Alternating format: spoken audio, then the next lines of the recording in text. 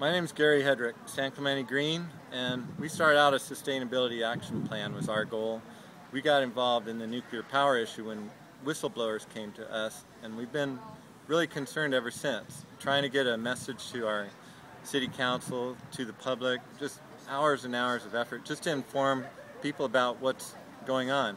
Finally, after 4 months of preparation for a meeting, we get jacked around by the city council and SCE and everyone else that's pro-nuclear, that has something to lose by shutting down the plant. They won't even give us our chance to ask our own questions. So here's my question. We are here tonight to learn the lessons from Fukushima. One of those lessons was that another nuclear regulatory body of Japan had been captured by the industry they oversee. In my own personal dealings with our nuclear industry, and from whistleblowers who have confided in me, I have good reason to think that the same is true here in USA. Tonight was to be a fair and balanced hearing of the facts as presented by experts on all sides of the issue. Instead, we will only get half of the truth because it appears that the NRC threatened to cancel if other independent experts were to give contrasting opinions at this meeting. The date was selected by the NRC 4 months ago.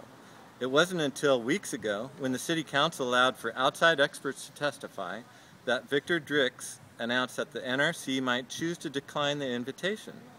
Soon after that, our city manager received a letter from the NRC telling him how they expected the meeting to go, right down to when they would speak, when they would leave, how the questions should be submitted in advance. This only undermines the public's confidence in the primary organization that is sworn to protect the public from a disaster such as we have seen in Japan. The other lessons we have learned from Japan do not require any particular expertise to understand. We have an old nuclear reactor built on a fault line where tsunamis are expected. Based on the NRC's own recommendations for Americans in Fukushima, we now know that our problematic 10-mile evacuation plan should be expanded to another 50 miles, creating the unrealistic expectation that we can relocate 8.4 million people for an undetermined length of time. This is what else we can say with certainty without the benefit of having independent experts here with us tonight. Overdue earthquake faults exceed the design basis for San Onofre. The plant is 2 years from the end of its intended lifespan. We live next to the second most dangerous nuclear power plant and the worst safety record of all in 104 in the United States. Our so-called 30-foot tsunami wall is only 14 feet above high tide. There is no realistic evacuation plan in place.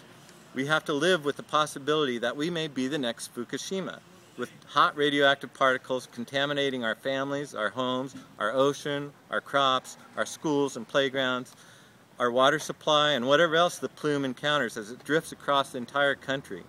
All of this risk for a measly 6.5% of our electricity supplied by San Onofre. That's right, 6.5% of California's energy needs come from San Onofre, while another 6.5% comes from the other vulnerable nuclear power plant in San Luis Obispo. With all of these warning signs provided by the tragedy and suffering still going on in Japan, our coalition believes that it would be in the public's best interest to shut down San Onofre before the big earthquake strikes.